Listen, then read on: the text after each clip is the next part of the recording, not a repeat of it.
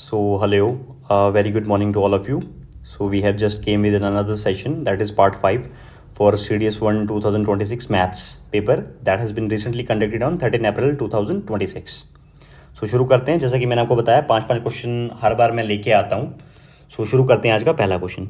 ठीक है, अब ये क्वेश्चन क्या बोल रहा है? ये क्वेश्चन बोल रहा है कि 27 की पावर 27 -9 की पावर 40 -3 की power 79 is divisible how many natural number less than 10। ये कह रहा है कि ये गिवन एक्सप्रेशन है 10 से छोटे कितने नेचुरल नंबर से ये एक्सप्रेशन जो है डिविजिबल होगा। ठीक है, अब मुझे इस एक्सप्रेशन को देखते ही समझ में आता है कि ये एक्सप्रेशन कैसे लिखा हुआ है। 27 की पावर 27 -9 की पावर 40 -3 की पावर 79। मुझे देखते ही समझ में आता है 27, 9 और 3, इनको मैं 3 की पावर में तोड़ के लिखता हूँ। तो 27 को लिख सकता हूँ 3 की पावर 3 और उसकी होल पावर 27। -9 को लिख सकता हूँ 3 का स्क्वायर और उसकी होल पावर 40 -3 की पावर 79, तो वैसे ही रहेगा। जब इसको पूरा सॉल्व करूँगा तो ये क्या बनेगा? ये बनेगा 3 की पावर 80 81 -3 की पावर 80 -3 की पावर 79। ठीक है, अगर मैं 3 की पावर 79 कॉमन ले लूँ तो अंदर क्या बचेगा? 3 स्क्वायर -3 -1। ठीक है, ये आपको हैबिट हो जानी चाहिए कि मैंने कैसे कॉमन लिया है। ठीक है, तो जब इसको सॉल्व करोगे ये बनेगा 3 की पावर 79, ये बनेगा 3 का स्क्वायर 9 -3 -1 -4, तो ये बनेगा। तो जब इसको सॉल्व करोगे तो ये बनेगा 3 की पावर 79 9 -4 क्या आ जाएगा? 5 आ जाएगा। ठीक है, अब ये एक्सप्रेशन ये बन गया। अब ये किसी का प्रोडक्ट है, मुझे पता है ये 1 से तो डिविजिबल होगा ही होगा। इसके प्रोडक्ट में 3 भी है तो 3 से भी होगा, 5 भी है तो 5 से भी डिविजिबल होगा। अब इस नंबर को क्या मैं ऐसे लिख सकता हूँ? 3 का स्क्वायर इंटू 3 की पावर 77 इंटू 5। जब इसको पूरा सॉल्व करेगा तो 3 का स्क्वायर कितना होता है? 9 इंटू 3 की पावर 77 इंटू 5। अब ये एक्सप्रेशन ये बन गया। अब इसके प्रोडक्ट में 9 है तो ये नंबर 9 से भी डिविजिबल होगा। ठीक है, अब कोई बच्चा मुझे वैसे ही कहेगा इस लॉजिक से कि सर ये 27 से भी डिविजिबल होगा। बिल्कुल होगा, लेकिन हमें कौन से नंबर चाहिए? हमें 10 से छोटे नंबर चाहिए। 27 10 से बड़ा हो जाएगा, तो 10 से छोटे कितने नेचुरल नंबर इसको डिवाइड कर सकते हैं? टोटल 4 नंबर डिवाइड कर सकते हैं, दैट इज 1 3 5 और 9। ठीक है, सो आंसर क्या होगा? Option number D, that is more than 3 is your correct answer. ठीक है, तो चलते हैं हम अपने अगले क्वेश्चन की तरफ, दैट इज क्वेश्चन नंबर 22। ठीक है, सो अब ये क्वेश्चन क्या बोल रहा है? बोल रहा है if the HCF of two numbers that is P and Q, P greater than Q is G, then which of the following statement is are correct? पहला, HCF of P and P plus Q is G, HCF of P and P minus Q is G। अब ये question मैं आपको समझाता हूँ। बोलता है 2 number हैं, कौन से? P और Q हैं, जिसमें P जो है Q से बड़ा है।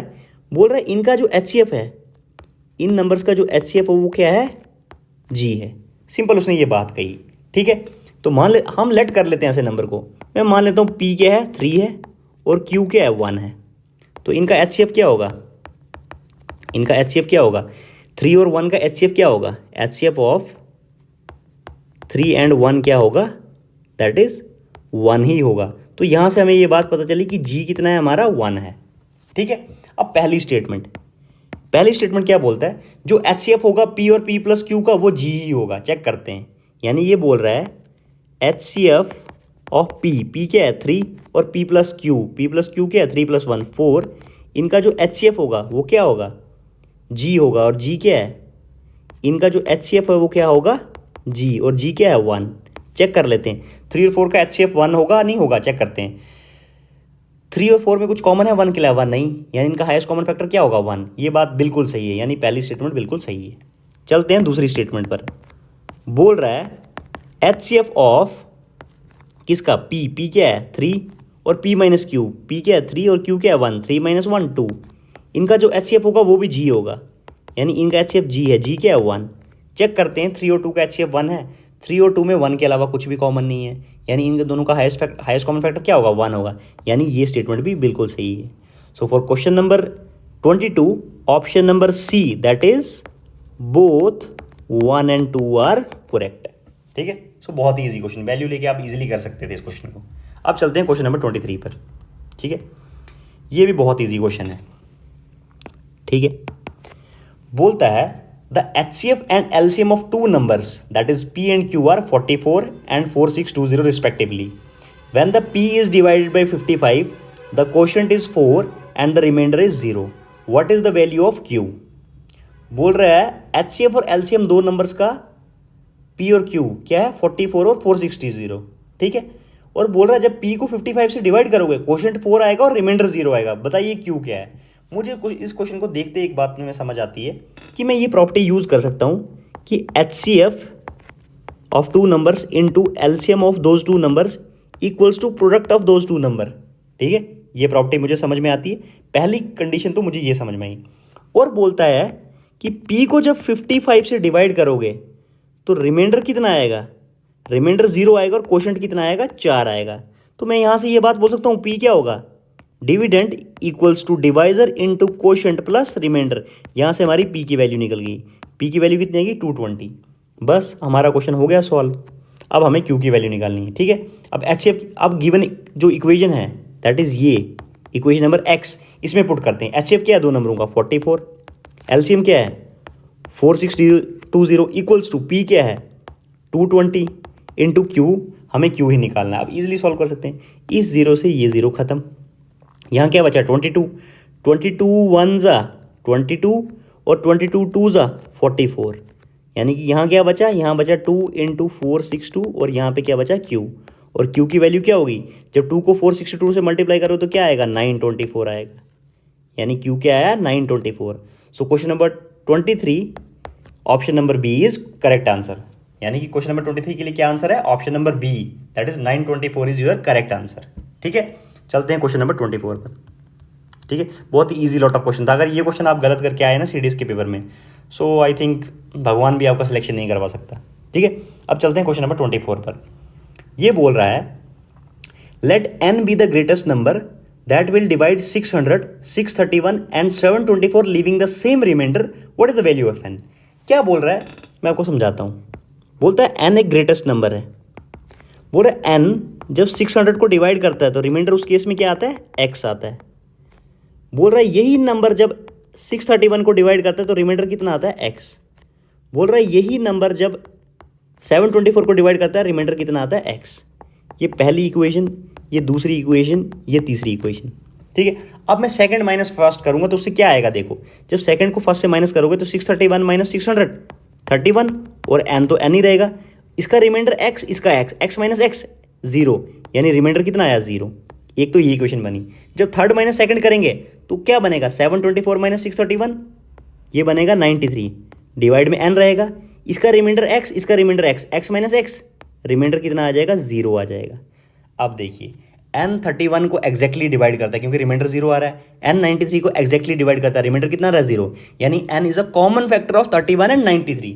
और उसने क्वेश्चन में क्या पूछा है, n की ग्रेटेस्ट वैल्यू बतानी है, यानी n क्या है कॉमन फैक्टर भी है और n क्या है हाईएस्ट भी है, यानी n क्या होगा हाईएस्ट कॉमन फैक्टर ऑफ 31 और 93। और 31 और 93 का HCF कितना होता है 31।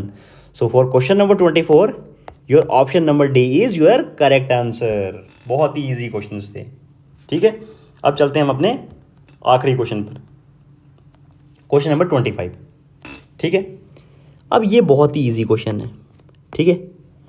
बोल रहा है what is the LCM of 3.6, 0.009, 0.27। अब ऐसे क्वेश्चन को कैसे फास्ट सॉल्व करते हैं मैं आपको सिखाता हूँ। पहले तो इन सबको फ्रैक्शन में कन्वर्ट कर लीजिए, 36/10, ठीक है। 0.009 क्या बन जाएगा 9/1000 और 0.27 क्या बन जाएगा 27/100।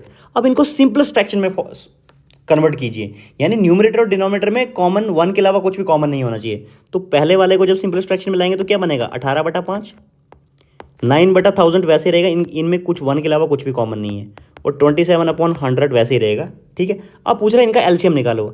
अगर इनका एलसीएम निकालना है, इनका एलसीएम पता क्या होगा, जो न्यूमरेटर्स हैं उनका तो एलसीएम लेंगे हम, एलसीएम 18, 9 और 27 का डिवाइडेड बाय जो एचसीएफ होगा डिनोमिनेटर्स का, दैट इज 5000 और 100 का।